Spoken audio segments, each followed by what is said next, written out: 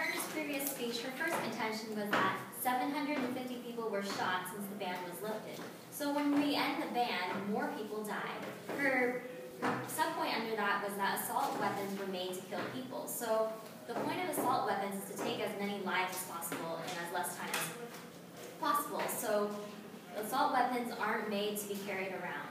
And her next contention was that 60,000 trade of guns between Mexico and America have occurred since the ban has lifted, which means that after this ban ends, the trade of guns increases between Mexico and the U.S. And her next point was that the homicide rate increased in Mexico, in the Mexico cartel, and that an additional 2,684 deaths occurred per year after the ban expired. So this is also another piece of evidence that when the ban ends, more people will die. And her last contention was that gun control is effective because after the law's enactment, this led to a decrease in the number of assault weapons that were carried. So the first point that my opponent made was that this ban would violate the Second Amendment and that incremental, as she said, incremental steps are unacceptable. However, according to Copen, a writer for Politico.com, on August 8, 2012, Supreme Court decision in Miller allows for restrictions on dangerous and unusual weapons. Quote, Heller's Scalia seems to indicate that restrictions on certain types of weapons remain constitutional. The Second Amendment extends to all instruments that constitute bearable arms.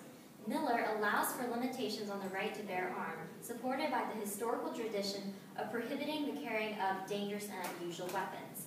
The Second Amendment does not protect those weapons not typically possessed by law-abiding citizens for lawful purposes, such as short-barreled shotguns, end quote. And her next point was that guns can be used for self-defense. My response to that is that it doesn't aid self-defense because possessing the weapons just increases the risk of being shot. According to Branas and Weeb, in both PhDs in 2009, gun possession by urban adults was associated with a significantly increased risk of being shot in an assault. A gun may falsely empower its possessor to overreact, and individuals may enter dangerous environments that they would have normally avoided. An individual may have that gun wrested away and turned on them, end quote. So ironically, it actually increases the risk of being shot. My next point is that she said that there are several examples where people use guns as self-defense. However, she said the word several, and the fact is that this does not happen often. It's more often that people are killed than they actually use it for self-defense. And her last contention was that the ban is ineffective. However, the whole plan of the pro is to pass an effective ban. So we're not talking about in the past what happened with ineffective bans. We're talking about bans that will actually work, that don't have loopholes. I have another point, which shows that circuit courts continue to uphold Miller.